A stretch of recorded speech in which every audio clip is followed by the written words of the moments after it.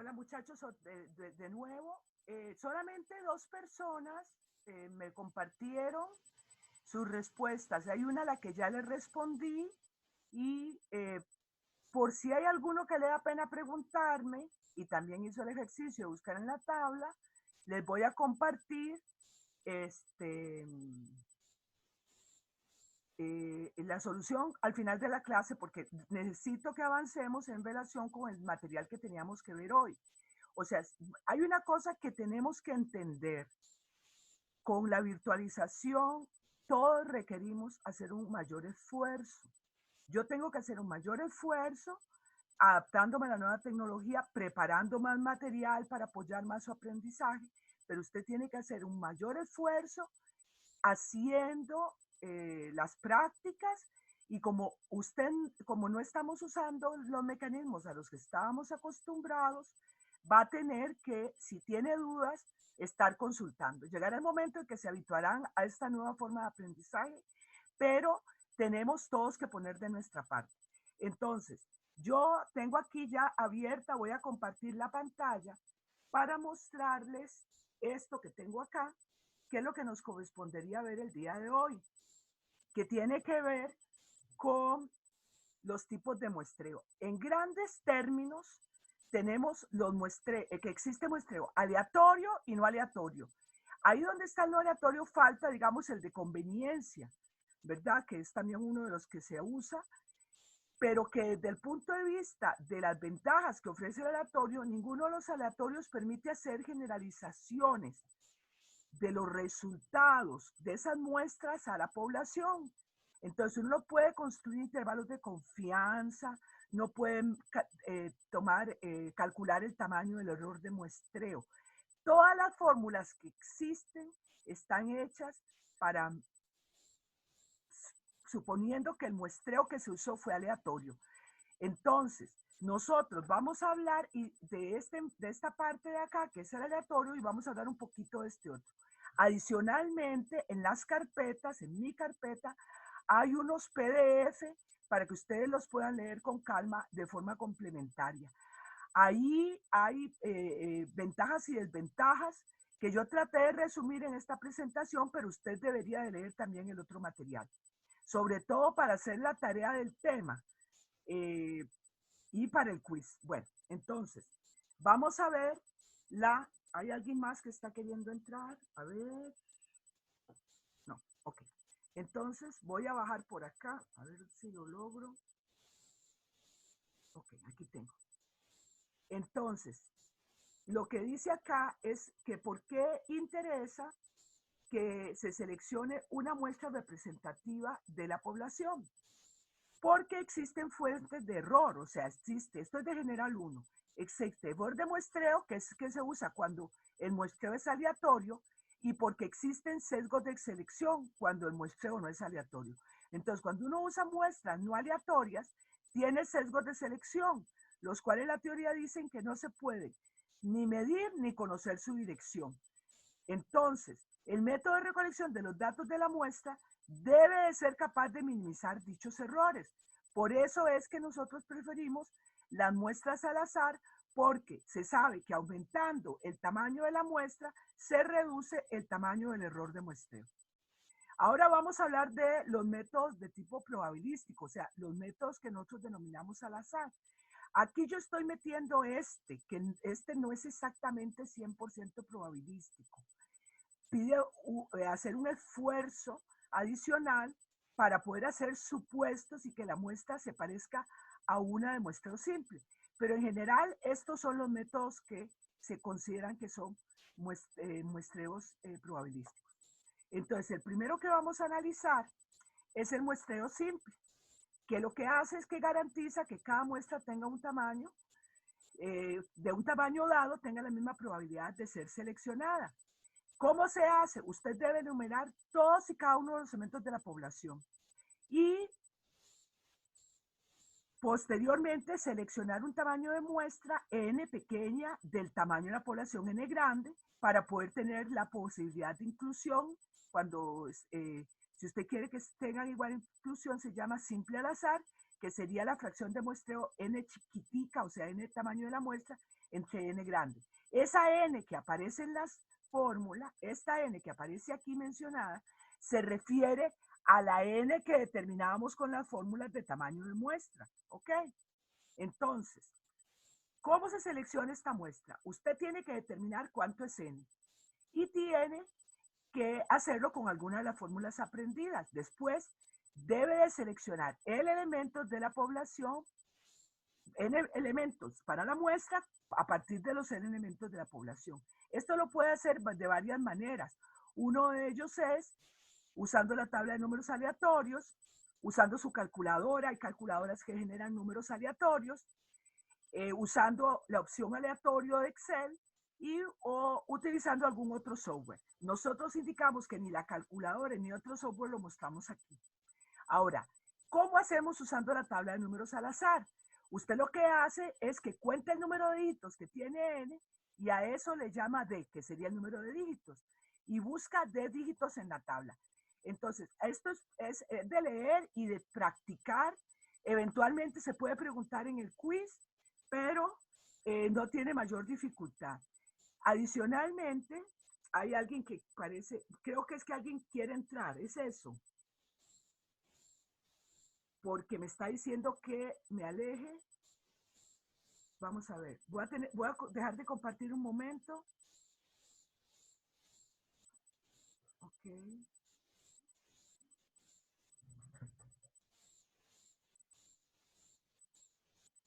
Y que estoy tratando de conectarme. Ok, bueno, entonces, okay, vamos a ver, ya vi que era el problema, un momento.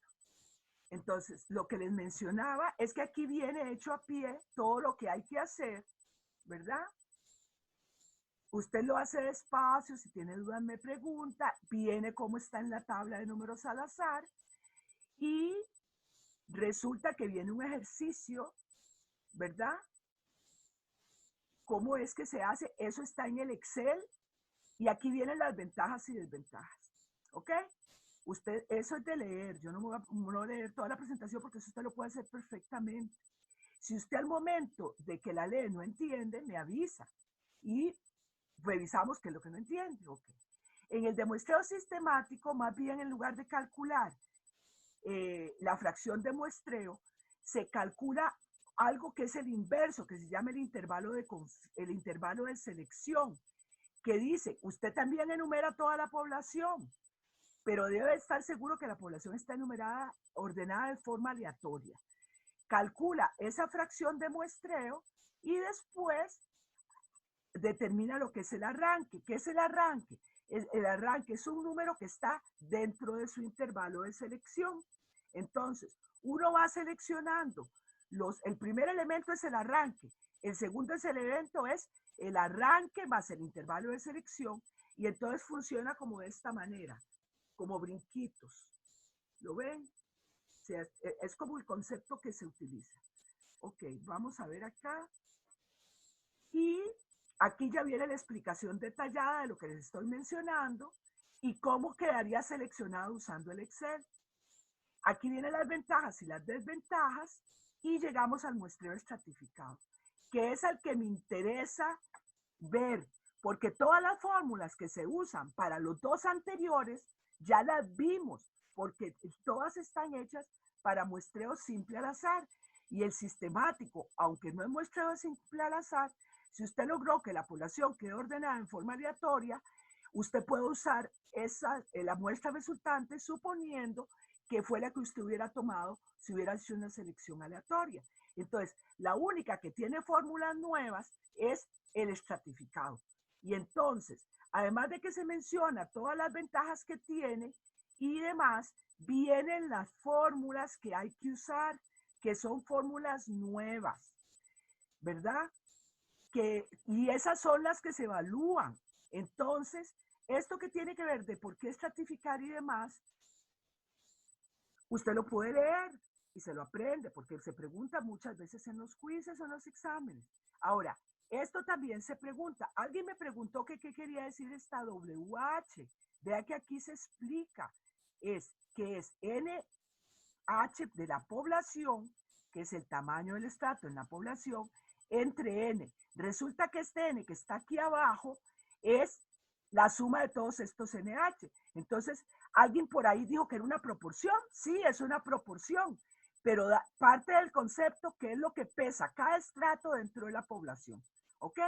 Ahora, si usted se fija, esta fórmula de acá, esta que está aquí, primero se llama afigación proporcional. O sea, usted tiene su muestra, pero la tiene que distribuir entre los estratos.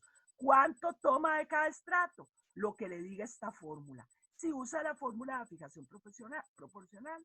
Ahora, si utiliza la fórmula de fijación óptima, además de tener el peso del estrato, tiene que tener la desviación, ¿lo ven acá? Tiene que tener la desviación de la población y multiplica el tamaño del estrato por su desviación, suma todo eso y vuelve a calcular una nueva proporción. Una proporción que está compuesta por el tamaño del estrato por su desviación. Por eso yo aquí le puse a este W una prima para diferenciarlo de este otro que está acá. Entonces, aquí vienen las fórmulas que estamos usando. Primero estas, que son para ver cuánto tomamos de cada estrato, ¿verdad? Y estas otras que están acá son para construir los intervalos. Entonces, el promedio del estrato se calcula con esta fórmula, cuando es media.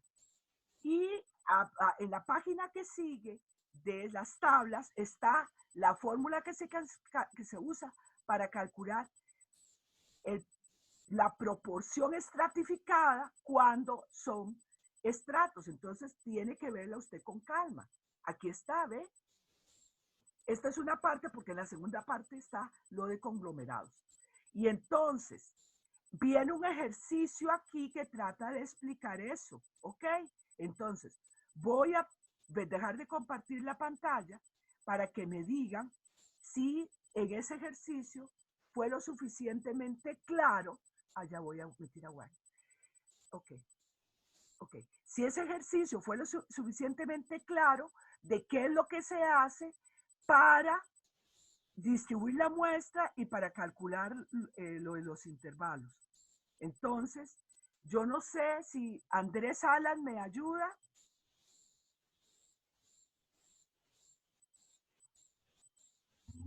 ¿Perdón? Si usted me puede ayudar respondiendo esa pregunta que yo hice. O sea, que el ejercicio que estábamos viendo era lo suficientemente claro de cómo es que se aplican las fórmulas para el estratificado. Más o menos, profe, ¿En porque qué lo también en, se le en qué? estaba entrecortando mucho el audio Ok, a pero mi lo que computadora. pasa es que usted no tiene que escucharme a mí para ver el ejercicio. Y se supone que cuando estábamos viendo, en ese rato en que ustedes estaban estudiando solos, esto lo tenían que estar viendo. Entonces, vean, bueno, vamos a repasarlo. Vea, usted lo tiene, ¿verdad? Ahí. Entonces lo vamos a ver si lo logro. Ok, voy a volver a compartir pantalla, ok. Entonces es esto. ¿Qué es la información que viene ahí? Está, todo lo ven, ¿verdad? Ok. Vea, viene el número de estrato. Este es el estrato 1, este es el estrato 2, este es el estrato 3. El tamaño del estrato. Este tiene 460 unidades, esta 340 y esto 200. ¿Cuánto suma esto? Es una cosa que uno siempre hace. Siempre suma lo que se tiene que sumar. Esto sí se puede sumar. ¿Cuánto suma? La sumatoria de las Ns sería 1000. 1000. 1000, ok. 1000. Bueno, está bien, muchas gracias. Entonces, y aquí están las desviaciones estándar de cada estrato, ¿ok? Bueno, entonces si bajamos por acá a la filmina siguiente, entonces usted llega y ve que la suma da 1000 y que yo podría, aquí está de asterisco, es usando solo el tamaño del estrato. Entonces, ¿qué hago yo? Yo cojo 4600 y lo divido entre 1000, eso me da 0.46 y lo multiplico por 100, que es mi tamaño de la muestra. ¿Cómo definí yo este 100? Bueno, en este caso supongan que yo lo tenía, entonces nada más lo aplico. Generalmente nosotros hacemos los ejercicios así, le damos un n que usted tiene que distribuir entre los estratos, ¿ok? ¿Cómo obtenemos estos 34? Pues igual, coge 340, lo divide sobre 1000, eso le da 0.34, multiplica por 100 y le da 34. Y el último da, hacemos el 200 entre 1000 que da 0.2 por 100 da 20. Usted suma esto y le debe dar el n o un poquito más, porque la regla de oro es siempre vamos a redondear hacia arriba, ¿ok? Bueno, entonces, tengo que ver cómo logro quitar, ok, ahora sí. Ahora, para usar a fijación óptima, que también es conocida como la fijación de Neyman, usted tiene que primero hacer esto, tiene que coger el tamaño del estrato, multiplicarlo por la desviación estándar y eso le da este resultado, ¿ok? Alguien que lo haga para que lo verifique, por favor. O todos háganlo para que lo verifiquen. Cojan 460 y lo multiplican por 13. Debería darles este resultado. ¿Alguien que me indique si le está dando? Sí, a 5.980. A mí se me dio, profe. Ok, usted va a verificar en su casa que los otros dos dan estos valores que dice. ¿Ok? Entonces, una vez que tiene los tres valores, los suma. Súmenlos a ver si les da esto de acá abajo. 13.860.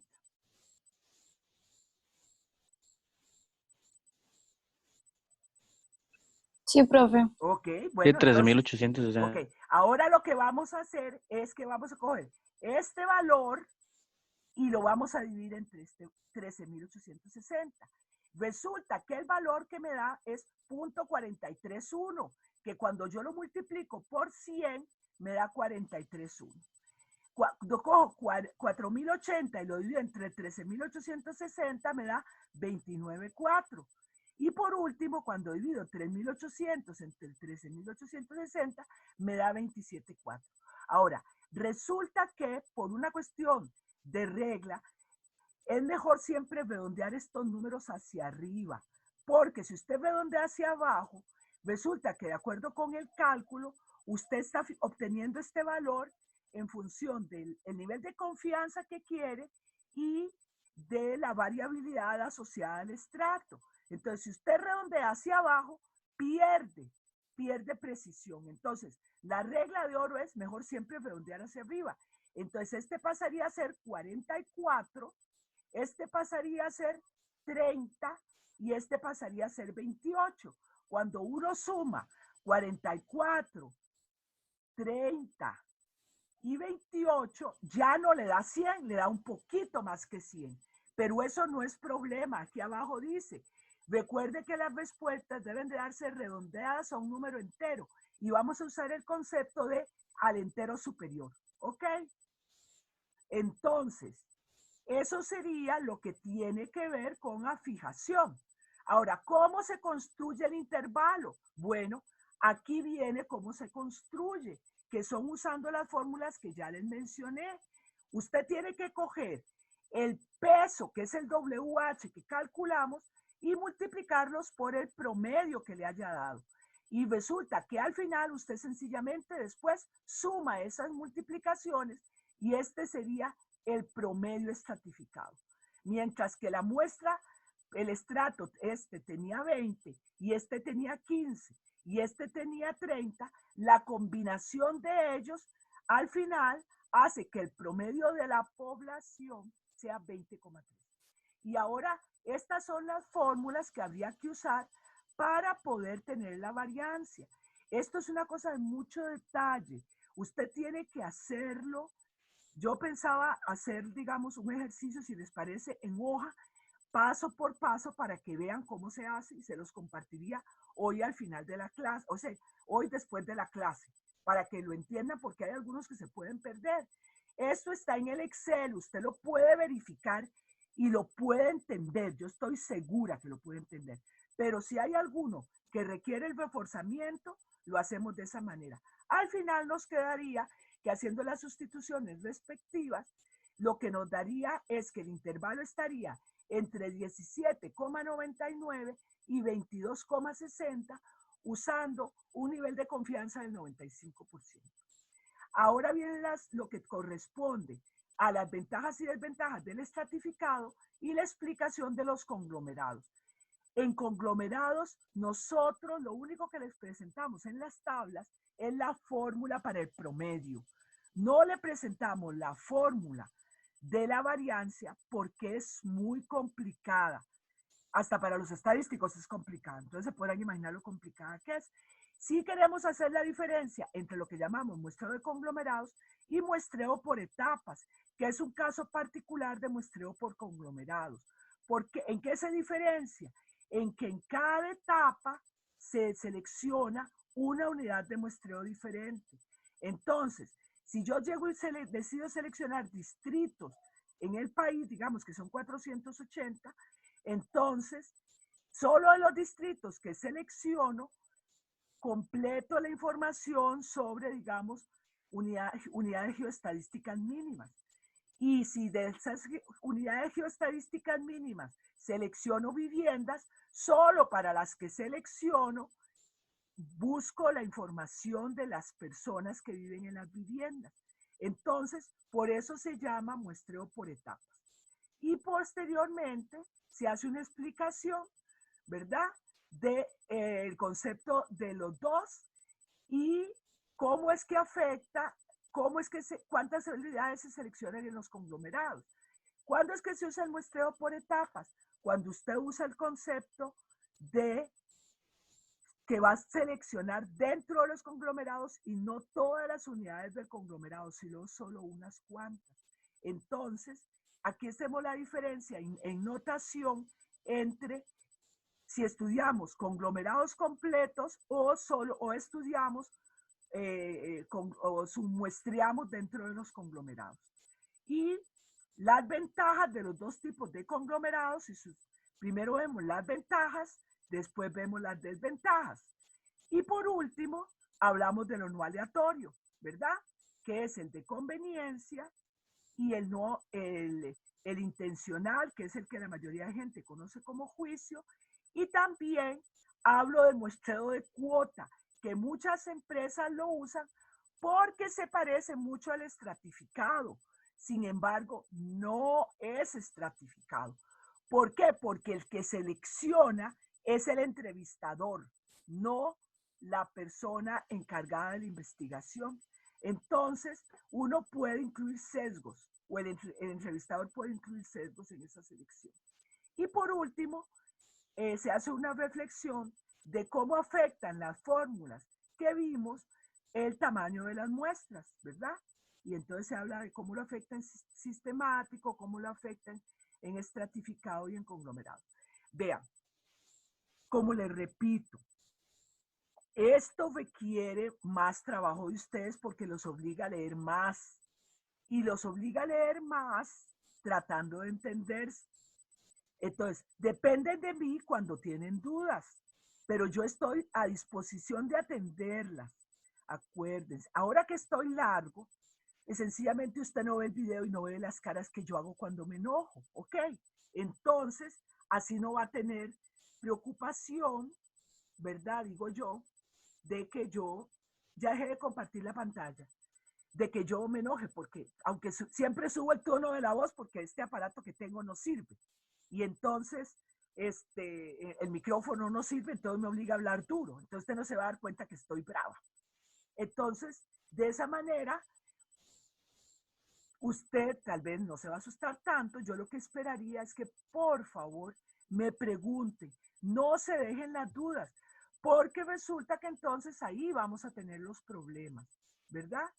Entonces, lo que necesitaría es que en este ratito que nos queda, que ya en muy poco tiempo, alguno me indicara si les interesa que les comparta todo lo de la solución del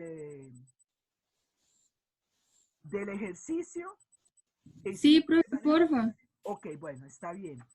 Y yo voy a estar dando horas de consulta, como es la indicación que tenemos, de acuerdo con el horario que yo doy horas de consulta, que yo les doy a usted horas de consulta los días lunes de 11 a 12 y de 1 a 3, ¿verdad? Entonces, por favor, para que me contacten. Yo no sé si estuvieran en el minuto que nos queda, 2 minutos que nos queda, alguien que quisiera decir algo. Profe, el quiz está abierto hasta mañana a las 7 de la mañana, ¿verdad? Sí, yo ahora les voy a pasar la clave. Ok, Se las paso por WhatsApp. Acuérdense que también tienen que hacer tarea, o ya la hicieron. sí. Y la práctica también hay que entregarla hecha, ¿verdad? No, la práctica no es parte de lo que estoy evaluando. Ah, ok, está Eso bien. queda bajo su responsabilidad, porque yo se la di resuelta. Entonces, ¿para qué va usted a resolverla de nuevo? Profe, Ujú. ya con esas tres, con lo que vimos hoy, ya podemos resolver esas tres cosas, la práctica, el quiz y la tarea. Sí, señora. Y digamos, en la práctica dice que independientemente de lo que uno se saque al resolverla, que tiene 5 puntos Ajá. más para el quiz. Sí, señora. Ujú. La Ah, puede ok, perfecto. practicar varias veces, la puede hacer varias veces para darse cuenta que tiene duda y si tiene, entonces me llama. Esa es parte de la idea. Hace la práctica y algo que usted dijo, no, esto no me suena, esto no lo entiendo. Entonces me pregunta. Profe, ¿Sí? a mí la práctica nada más me dejó hacerla una vez. Una vez. Es Sí. que no es inmediato, tiene que esperar 20 minutos, creo, para hacer la segunda. ¿Usted dejó tiempo o trató de hacerla una vez y después otra vez? Dice que no se permiten más intentos si no habla nada de tiempo, entonces la verdad no sé. Ok, bueno, déjeme entonces de habilitarlo para que lo puedan hacer más tiempo. ¿Está bien? Para que Ok, practiquen listo, más. gracias. Bueno, ok. Pero la voy a tener abierta hoy, digamos, hasta medianoche, porque mañana solo se... ¿Cuándo es el quiz? ¿Mañana? No. ¿O es hoy? El quiz es mañana. Hoy y mañana es. Ok, bueno, está bien. Entonces, pero la práctica hoy la cierro a medianoche. Pero la voy a habilitar para que puedan hacerla más. ¿Ok? Entonces nos despedimos. Los 2 videos de la clase de hoy los subo después de las 11 porque ya casi tengo que dar clases. ¿Ok? Cualquier cosa, después de las 11 me pueden contactar. Y me pueden escribir también y yo les comparto, ¿cómo se llama? Les atiendo las consultas conforme vayan llegando. Muchas gracias y ya tomé la asistencia mediante foto. Que estén muy bien. Hasta luego. Gracias, Hasta profe. luego, Hasta luego, profe. Bueno, profe, hasta gracias. Chao, luego, profe, chao. buen Hasta día. luego, profe. Hasta Gracias. luego, chao. Hasta luego. Bueno.